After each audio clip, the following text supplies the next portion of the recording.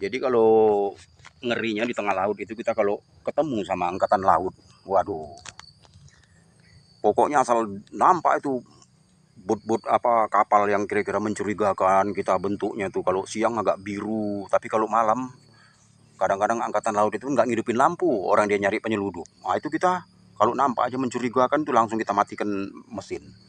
Nah, matikan mesin ini yang resikonya besar. Karena kalau mesin itu nggak kita matikan, mesin boot tadi nggak kita matikan, tertangkap radar.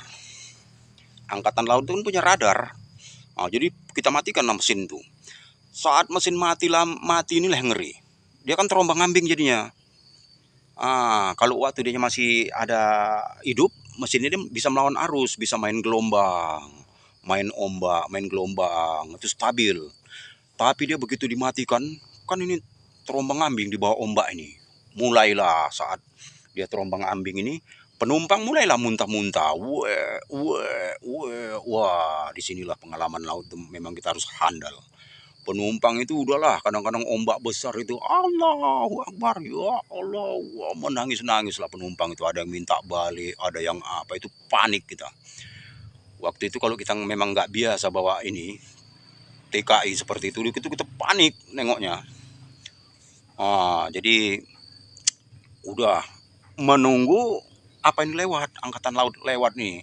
Apalagi dia lewatnya angkatan laut mau setengah jam. Orang laut itu kan luas. Lewat dia dari jauh itu nampak kita diam. Udah lewat, barulah diengkol lagi mesin. Wah, apalagi kalau kita lewat ya di laut itu sedang situasi apa? Cuaca buruk.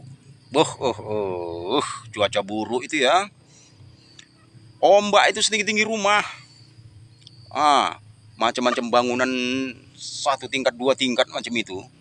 Boot kita ini kecil, bawa TK itu menangis-nangis lah, ada anak kecilnya kadang, wah itulah macam-macam.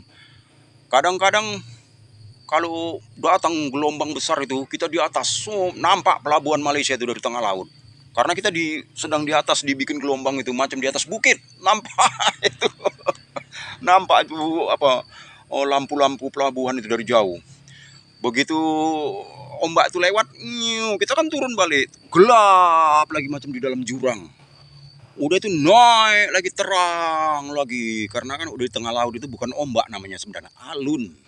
Alun ini besar-besar, setinggi sebesar-besar rumah itu. Itulah ombak itu, kapal tuh naik, nampak terang. Udah tuh lewat nih ombaknya, turun lagi alun tadi, macam di jurang tuh gelap. Wah, ngeri. Kadang-kadang waktu masih kerja itu aku berpikir kapan lah aku berhenti kerja ini. Ngeri, kawan-kawan itu udah banyak yang gym. Kawan-kawan itu ada yang kadang bootnya dilanggar kapal, ada yang kena tunggak. Aku bilang tadi itu tunggak-tunggak kayu tadi itu kan, yang untuk apa ikan itu. Ada yang dihantam angin. Aduh, ngeri, ngeri, ngeri, ngeri. Pernah kita kadang cuaca itu ada masanya gelap gulita. Laut itu gelap gulita, nggak nampak. Jarak pandang itu cuma jarak pandang sekitar 10 meter. Itu kita jalan nggak ada nampak apa-apa. Ya Allah, ngerinya waktu itu.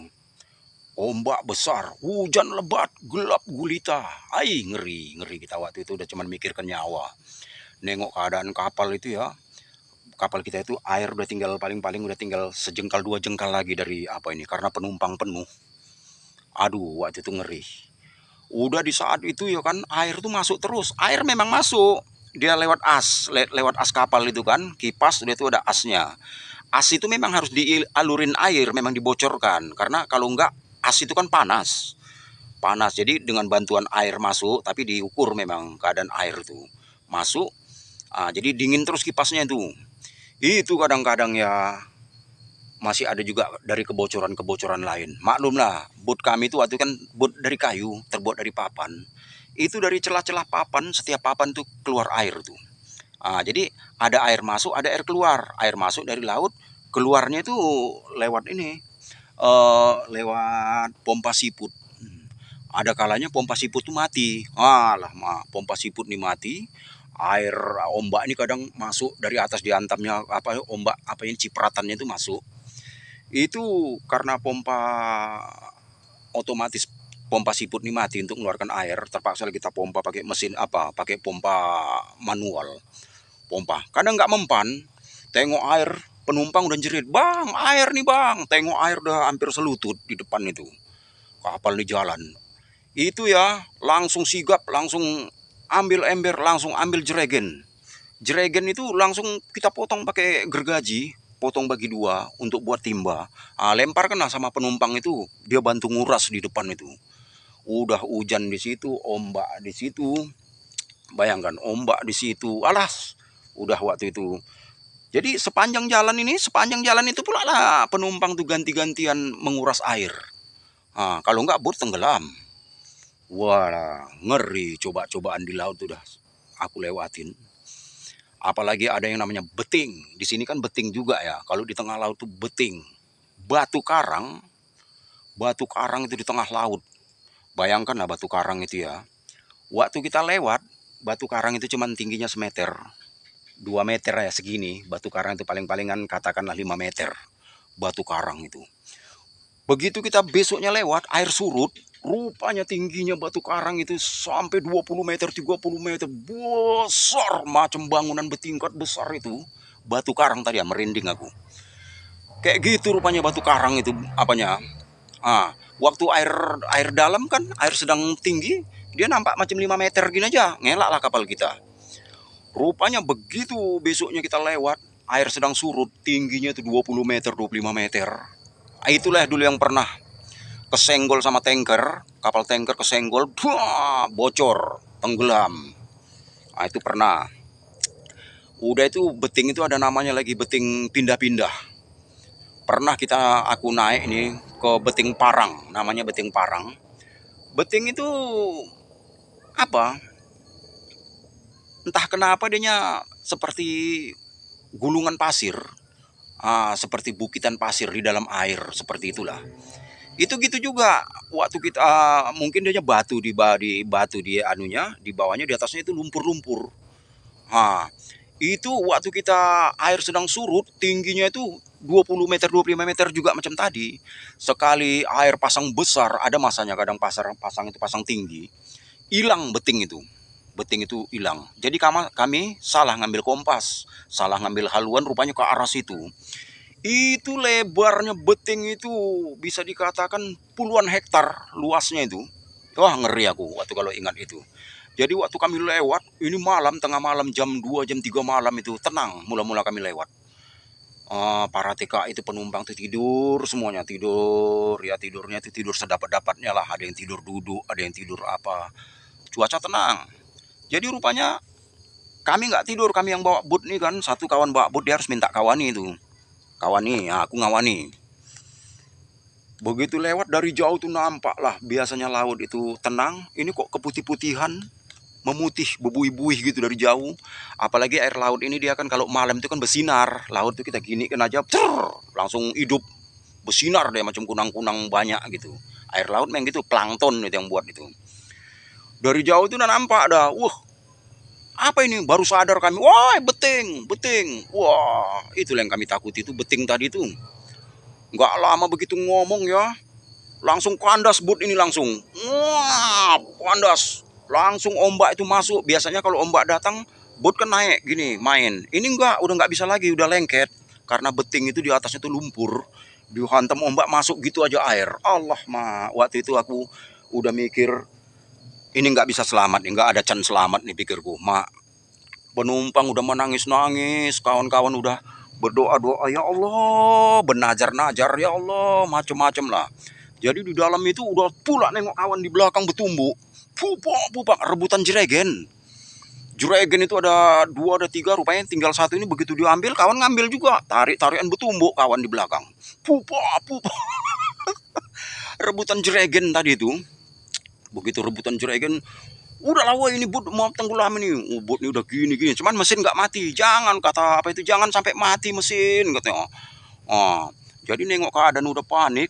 Aku pun ku tengok, ingat aku di pucuk haluan itu, di haluan kapal ini ada jerigen minyak stok, ada 2. Aku ingat ke situ. Langsung lah waktu itu aku kan memang persediaan aku itu 1 sarung, kita ikat pinggang. kegunaan sarung itu, seumpamanya nanti kita tenggelam boot ini kan, tenggelam di lautan itu, kita jumpa papan, sampah atau apa itu bisa kita pegang. Kan nggak mungkin megangin terus. Jadi sarung ini kita ikatkan lah, entah di jeregen, entah di apa, itu harus ada kita pegang sarung. Udah itu pisau, maaf, pisau itu harus pegang. Karena apa? Biasanya kalau udah tenggelam beramai-ramai itu ngeri. Itu tarik-tarikan baju, tarik-tarikan ini. Nah, Anda tahu kan, pisau itu disitulah gunanya. Mau tak mau kita, namanya bela diri itu, mau tak mau pisau itu disitulah. Untuk melepaskan namanya kita tarik-tarikan rebut-rebutan udah di tengah laut itu kan udah, hitungnya udah nggak bisa nolong orang lagi kita kadang. Nyelamatkan diri aja hitungnya. Itu jadi pisau dengan apa itu bawa, dengan apa tadi, sarung. Jadi aku ingat di ujung sana itu saat orang panik, hiruk pikuk, boot mau tenggelam, aku ingat di sana ada jerigen minyak solar, 2 jerigen. Pergilah aku ke situ. Buang jerigen, blak blak blak blak blak. Itu ya, boot itu sedang keadaan gitu nunggu habis nuang apa minyak ini, blak blak blak yang lama. Kalau itu ini udah gini, enggak juga habis minyak, tahu kan? Kan pernah kan tengok kalau minyak dalam jerigen itu kan kita tuang nggak langsung habis tuh, lama blek blek blek blek blek. Ini pun udah keadaan panik. Rupanya dengan mau udah itu udah selamat, dapatlah jerigennya. Aku ikat pakai apa? Pakai ini, pakai sarung, ku pegang di pinggang. Asal orang mau megang jerigen itu jangan, ku bilang. Nggak aku kasih. Udah itu tapi mesin nggak mati, jadi kami tariklah ghostan, kata kawan di ujung itu, ghostan di ghostan. Rupanya kandas. Macam ada ngelanggar apa di belakang itu, benda keras. Nggak bisa. Maju sedikit, maju. Itulah memperjuangkan kami melepaskan dari beting itulah. Wih, ngeri. Waktu itu tuh kalau ingat kita ngeri. Areal apa? Padahal di sana dalam loh. Kapal-kapal tanker dari sana nampak itu, kami nampak berseliweran. Tapi keadaan malam, gelap gulita. Siapa yang nampak? Cuman yang nampak itulah buih-buih lautan ini bersinar-sinar dehnya kan, karena air laut ini kalau udah asal goyang bersinar gitulah. Jadi melepaskan itu kami mungkin tahan hampir setengah jam. Ghostan sana kandas, maju kan lengket, maju sana kandas, maju sana telah melanggar entah apa. Lama-lama tarik sana, tarik sini, tarik sana, itu sambil nguras air. Jerigen-jerigen tadi mana yang perlu dipotong pakai gergaji gerak cepat. Jadi kawan-kawan itu apalah, buang air sambil melepaskan boot. Alhasil masih panjang umur, alhamdulillah ya Allah, lepas. Bebaslah, lepas. Boot itu udah mau terombang-ombang lagi karena dalam air. Ya Allah, kalau ingat itu. Udah.